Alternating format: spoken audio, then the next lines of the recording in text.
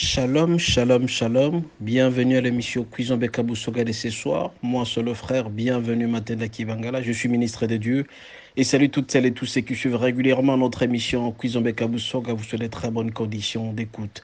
Cuisine Bekabousoga qui signifie en kirega ma langue, bien dormir. Mais bien aimé, aujourd'hui, notre thème porte sur la compassion.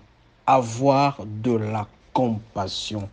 Avoir de la compassion. Mais bien aimé, vous savez très bien que le Seigneur a toujours été touché par certaines situations que nous traversons, nous, sur terre. Le Seigneur, Jésus particulièrement, quand il est en train de passer, il a vu qu'une femme qui a perdu son fils unique et qui était mort, il a eu pitié, il a eu compassion, il a été touché par cette situation-là et il s'est approché du cercueil, il a touché le cercueil et l'enfant est revenu à la vie. Ça montre la compassion. Et encore une fois, quand le Seigneur était en train de prêcher devant 5000 hommes, il a constaté qu'à un certain moment, depuis le matin jusqu'au soir, tout le monde était affamé. Il dit compassion, il a eu pitié, il était touché par la situation. Il a multiplié le pain quand il a rendu grâce à Dieu. Nous aussi, bien-aimés, nous sommes appelés à avoir la compassion. Nous devons être touchés par certaines situations que tout le monde traverse, que certaines personnes traversent. Nous devons avoir la situation, certaines détresses physiques. Nous avons la détresse physique, nous avons la détresse spirituelle, la détresse morale. Beaucoup de gens qui se trouvent autour de nous peuvent traverser certaines situations difficiles dans leur vie.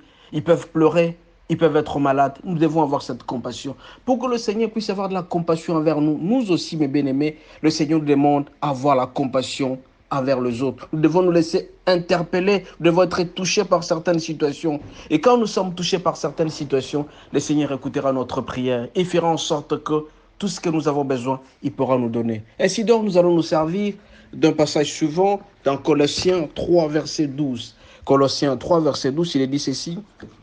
Ainsi donc, comme des élus de Dieu, saints et bien-aimés, revêtez-vous d'entrailles de miséricorde, de bonté, d'humilité, de douceur et de patience. Et on ajoute dans le 13e verset, supportez-vous les uns les autres, et s'il est un sujet de plainte dans l'autre, pardonnez-vous réciproquement, de même que Christ vous a pardonné, pardonnez-vous aussi. Ici, dans Colossiens, Saint Paul nous dit que nous devons être revêtus d'entrailles de miséricorde, c'est-à-dire la pitié, la bonté, la douceur. Quand quelqu'un souffre, nous devons souffrir avec lui. Quand quelqu'un pleure, nous sommes appelés à pouvoir pleurer avec lui. Quand quelqu'un se réjouit, nous devons nous réjouir avec lui. C'est comme ça que le Seigneur, à son tour, pourra nous écouter. Mais bien aimé, quand vous êtes en train de constater dans votre environnement, dans votre entourage, que les gens ne sont pas heureux, que les gens ne sont pas contents, cette compassion-là que le Seigneur a toujours eu envers nous, nous aussi, nos bien-aimés, nous devons avoir envers les autres. C'est cette compassion qui fera en sorte que le Seigneur puisse avoir pitié de celui-là, avoir pitié de nous et pourra nous donner l'essentiel pour notre vie et notre survie. Nous sommes ce soir, mes bien-aimés, où nous sommes en train de parler de Cuisine Bekabousoga. C'est un appel pathétique que le Seigneur lance auprès de nous. Il y a des gens qui sont en détresse spirituelle, ils sont en détresse physique, en détresse morale. Nous avons cette obligation de pouvoir les assister. Quand quelqu'un ne parvient pas à connaître Dieu, il est en train de chercher à connaître Dieu. Nous sommes là pour montrer comment prier le Seigneur, comment aimer le Seigneur. Et quand quelqu'un est dans la détresse physique, c'est-à-dire la souffrance physique, il cherche une guérison, nous devons l'aider, l'assister et compatir. C'est cette compassion que le Seigneur veut de nous. Le Seigneur notre Dieu nous aime tant. Tant de fois, quand tu nous regardes, il a pitié de nous. Quand nous formulons notre demande auprès de lui, il assiste. Nous aussi, bien-aimés, ce soir, le Seigneur nous demande d'être compatissants, de pleurer avec ceux qui pleurent, de nous réjouir avec ceux qui se réjouissent, et de chanter avec ceux qui chantent, d'être à côté de ceux-là. Nous ne pouvons pas être heureux jamais seuls. Il faut que ce bonheur soit partagé. Nous devons avoir un bonheur partagé, mes bien-aimés. Un bonheur égoïste n'est pas un bon bonheur. Ce n'est pas une très bonne bonté. Le Seigneur nous demande d'être heureux avec les autres. Vous êtes dans votre foyer, vous ne pouvez jamais être heureux seul. Parce que nous avons remarqué à un certain moment que l'homme est plus heureux que la femme, tout comme la femme est plus heureuse que l'homme. Et pourtant, dans le foyer, vous devez compatir.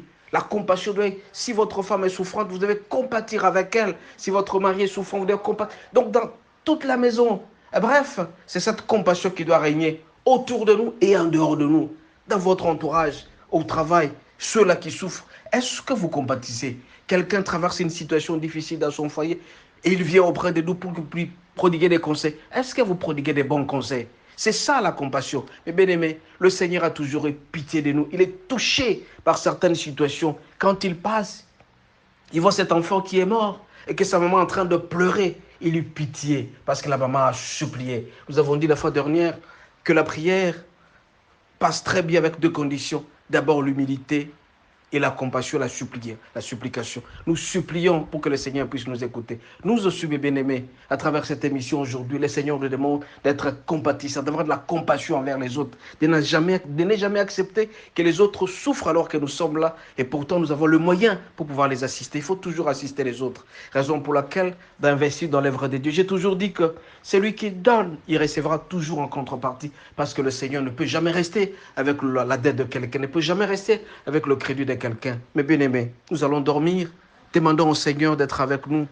Demandons au Seigneur de nous conférer, de nous transmettre cette compassion afin que nous puissions être en bon terme avec les autres, que nous devons pleurer avec ceux qui pleurent, nous devons chanter avec ceux qui chantent, nous devons nous réjouir avec ceux qui se réjouissent. Ça s'appelle la compassion.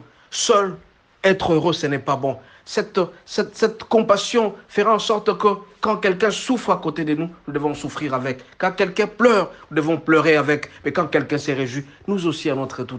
C'est comme ça que le Seigneur agira à notre faveur. Nous allons prier. Éternel Dieu de grâce, éternel Dieu de gloire, ce soir où tu nous apprends à vivre la compassion, nous voulons, Seigneur, que tu ouvres nos cœurs à être compatissants comme tu l'as toujours été. Seigneur, tu as eu pitié à cette femme qui était en train de pleurer parce que son fils est mort et tu as touché le cercueil. L'enfant est revenu à la vie. Nous aussi, Seigneur notre Dieu, accorde-nous la grâce de pleurer avec ceux qui pleurent, de nous réjouir avec ceux qui se réjouissent et de pouvoir partager le pain quotidien avec les autres. On ne peut jamais être heureux seul, il faut être heureux avec les autres. Ainsi donc, Seigneur, nous allons faire l'essentiel. Mais nous savons très bien que seuls, nous sommes incapables, mais avec ton apport, avec ta présence, avec la présence du Saint-Esprit, nous allons réaliser et à travers ta parole. Sois avec nous, que nous puissions nous reposer. Demain matin, nous allons nous réveiller et que ta gloire te soit rendue, Père. Nous t'avons ainsi prié au nom de Jésus. Amen. Amen. Je rappelle ici que c'est votre frère Bienvenu Matenaki Bangala, ministre de Dieu. Nous sommes au numéro plus 243 81 32 11 705 plus 243 81 32 11 705. Ceux qui ont besoin d'une assistance sur le plan spirituel, nous sommes là. Ceux qui demandent des conseils, même des conseils bibliques, nous allons le faire, pourvu que le Seigneur soit toujours grand dans ce que nous faisons. Encore une fois, reposez-vous en paix, que Dieu vous garde et à demain. Ciao.